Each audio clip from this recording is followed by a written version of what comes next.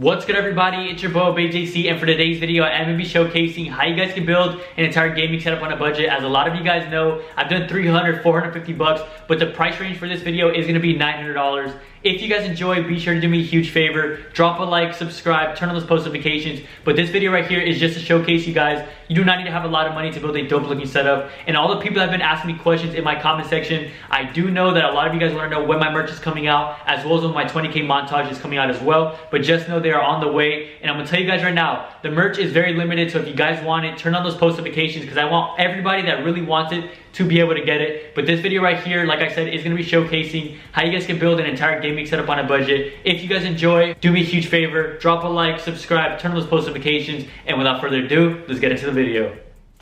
Alright, so first up on the list on how to build this entire gaming setup on a budget is going to be this gaming PC.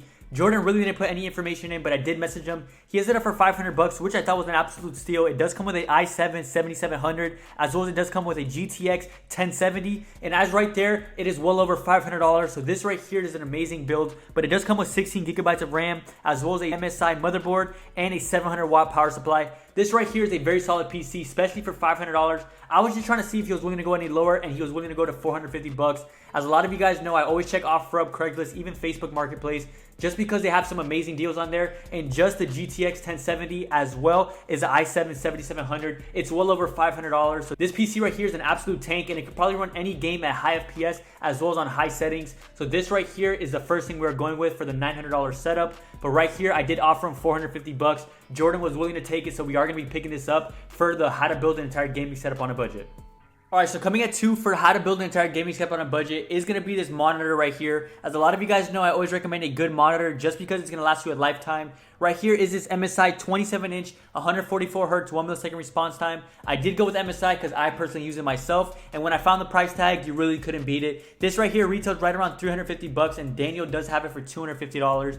I can tell you guys right now, my MSI monitors, I've had them right around for 2 years now. They've been absolutely amazing. I recommend curved all the way, but I know a lot of people do like the straight ones, but that's just me personally. I prefer a curved monitor. This right here is a 27-inch, and I'm going to tell you guys right now, if you guys are sizing down from an actual TV, I'd go with the 27-inch versus a 24-inch, just so you guys can get used to it, and maybe later on down the road, you can go down to a 24-inch. I prefer 24-inch over the 27-inch, but like I'm telling you guys right now, a lot of people that are building a setup right now are probably transitioning from a TV to an actual monitor itself. But this right here is at $250. I did offer him $200, and he was willing to take it. So this right here is going to be the monitor for our entire budget setup. Alright, for the keyboard, I did go with a Ducky 1-2 Mini. As a lot of you guys know, I recently just upgraded from my Razer Chroma V2 to a Ducky 1-2 Mini, and so far I absolutely love it. To be honest with you guys, I think a 60% keyboard is more than enough, and you guys do not need more than that. And like I told you guys right now, I do have the Frozen Llama keycaps on my keyboard right now, but I am going to be transitioning into the red and black very, very soon. But I am going to be telling you guys right now, the Ducky 1-2 Mini is absolutely amazing. From the RGB to literally everything about it is perfect to me. And right here, he does have it up for $80, which is an absolute steal. I know a lot of you guys know these right here do resell in value versus devalue. So a lot of you guys know, like if you buy a Razer keyboard, you buy it for $150. When you go to sell it, you're only going to get $80 for it. But a Ducky 1-2 Mini, if you buy it for $120, some of them even sell for $200, $300. I'm telling you guys right now, I would recommend the Ducky 1-2 Mini 100%. He is selling it for $80, which is an absolute steal. I offered him $70 and he was willing to take it. So right here is what we're going to go with for the rest of the budget build. But this right here is a perfect example on why you guys should look at your OfferUp, Facebook, because there are some crazy deals out there.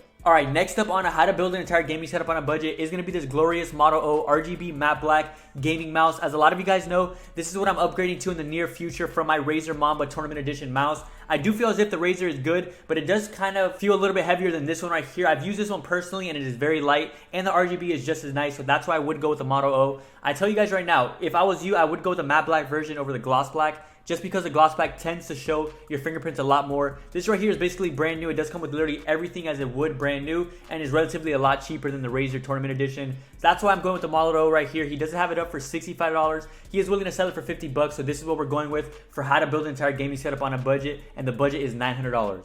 Alright, for the console of choice, I did go with the Xbox One S. As a lot of you guys know, the new Xbox is coming up very, very soon. But as of right now, I'd recommend to go with the Xbox One S just because it is a newer model as well. It is relatively cheap compared to the X. So that's why I went with the Xbox One S. It does come with a controller. It works like new. The only thing that it doesn't come with is an HDMI cord. But as a lot of you guys know, you probably have one laying around in your house right now.